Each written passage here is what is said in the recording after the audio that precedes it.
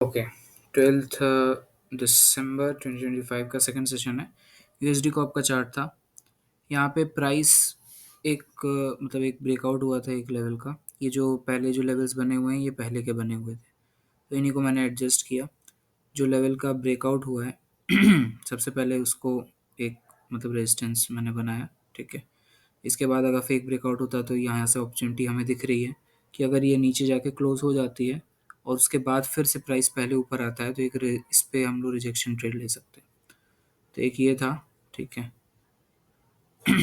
अभी तो प्राइस ऊपर ही जा रही थी,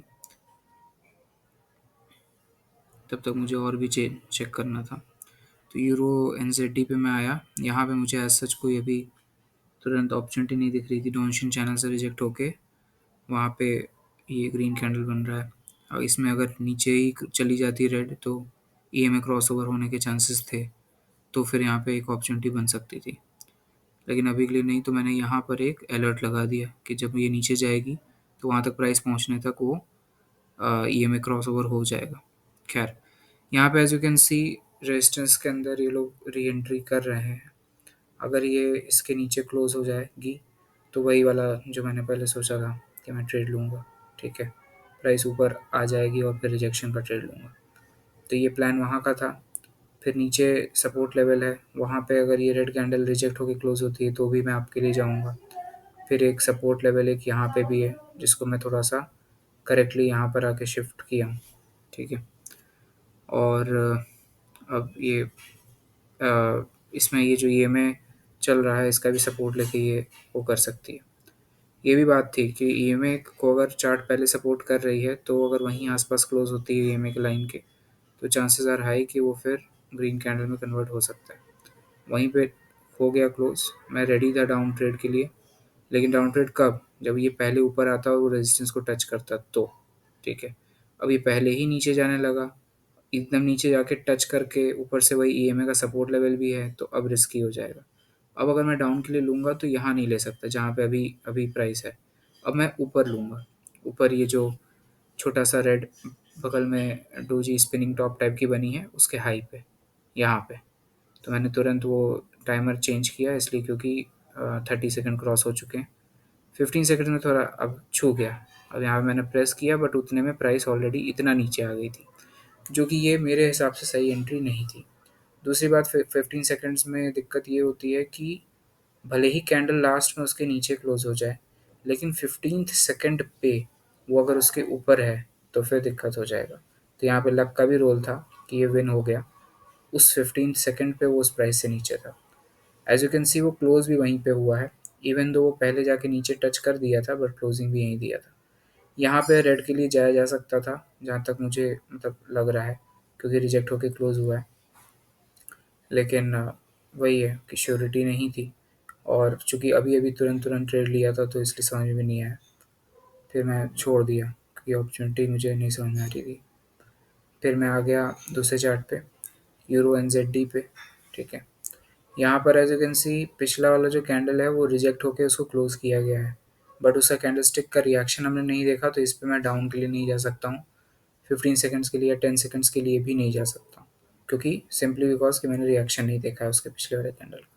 बट अगर ये रेड बन जाती है तो मैं रेड पे जाऊँगा। तो ये रेड पे चली गई और रेड पे मैं चला गया। क्यों? क्योंकि यहाँ पे एम पैटर्न का फॉर्मेशन के लिए है। पीछे जो इस रेजिस्टेंस से 3 कैंडल्स आई थी बड़ी बड़ी। ठीक है। तो और जो ग्रीन है उसको रिजेक्ट करके क्लोज किया गया। ठीक है। उसके बाद एक रेड कैंडल भी आ गई कंफर्मेशन के लिए।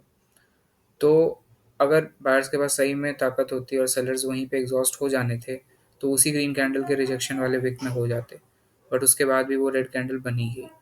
तो इस बेसिस पे लिया, प्लस राउंड नंबर लेवल है तो ये भी है, और वही है एम पैटर्न बनने की संभावना है। तो इस बेसिस पे ये ट्रेड लिया गया था। और सेटअप पे ट्रेड लेना है हमें, ये ध्यान रखना है। रिस्क अगर लेना है तो सेटअप पे लेना है। कैंडल ऑब्वियसली हमारे एनालिसिस के ऑपोजिट बन सकती है, बट वो प्रोबेबिलिटी फैक्टर की वजह से होगी। प्रोबेबिलिटी फैक्टर का मतलब कि कोई भी ट्रेड 100% श्योर नहीं होता। इसीलिए जो नॉर्मल मार्केट्स भी होते हैं उसमें भी जब आदमी ए प्लस सेटअप्स होते हैं तो उसमें भी स्टॉप लॉस लगाए जाते हैं। एज यू कैन सी ये विन हो गया। दो विनिंग्स में लेता हूँ एक सेशन में, तो ये विन हो गया। पीछे देखने पे 2 कैंडल्स हैं जो सेम जगह से आ रहे हैं, तो वहाँ पे सेलर्स प्रेज़ेंट है।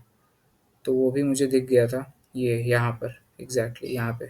तो यहाँ पर एक रिजेक्शन ट्रेड बनता। तो अगर ये कैंडल ऊपर आती तो मैं चला जाता, वही सेकंड्स का टाइमर लगा के। यहाँ पे मैंने एक हॉरिजॉन्टल लाइन भी बना दी कि मैं ट्रेड के लिए रेडी रहूँ। लेकिन प्रॉब्लम क्या है कि अगली जो रेड ये कैंडल बन रही है, अगर ये ग्रीन बन जाती तब तो ठीक है, उसके बाद भी वो वैलिड रहता वो पॉइंट सेलर्स का।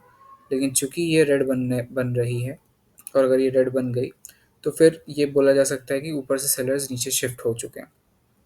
तब फिर कोई गारंटी नहीं है कि वो लेवल काम करेगा कि नहीं। तो ये रेड बन गई, तो इसलिए मैंने छोड़ दिया चार्ट, मतलब चेंज कर दिया, ट्रेड हिस्ट्री पे चला गया मैं। बाद में मैंने देखा था कि ये ग्रीन बनी थी विद रिजेक्शन वहाँ पर। तो वो लेकिन श्योरिटी नहीं, हमें श्योर ट्रेड पे जाना है, हमें अपने उस पर रहना है, हमें जो समझ में है। और ये देखो इसका प्रॉफिटेबिलिटी भी गिर गया था 64% पे, तो इसलिए भी नहीं लेना था इस पर। खैर ये ट्रेड हिस्ट्री है, इसको रिफ़्रेश मैंने किया। एज यू कैन सी ये जो यूएसडी कॉप पे चार्ट लिया गया है यूरो एनजेडी पे, ये जो 2 ट्रेड्स हैं वो यहाँ के हैं। तो आज 4 विन्स हो गए, चारों बिना एसएल के। इसमें खुश नहीं होना बाय द वे, बिल्कुल भी खुश नहीं होना है, और थोड़ा सावधानी रखनी है, क्योंकि कॉन्फिडेंस ज़्यादा बढ़ जाता है तो फिर दिक्कत होने लगती है नेक्स्ट सेशन में। सो या दैट्स इट।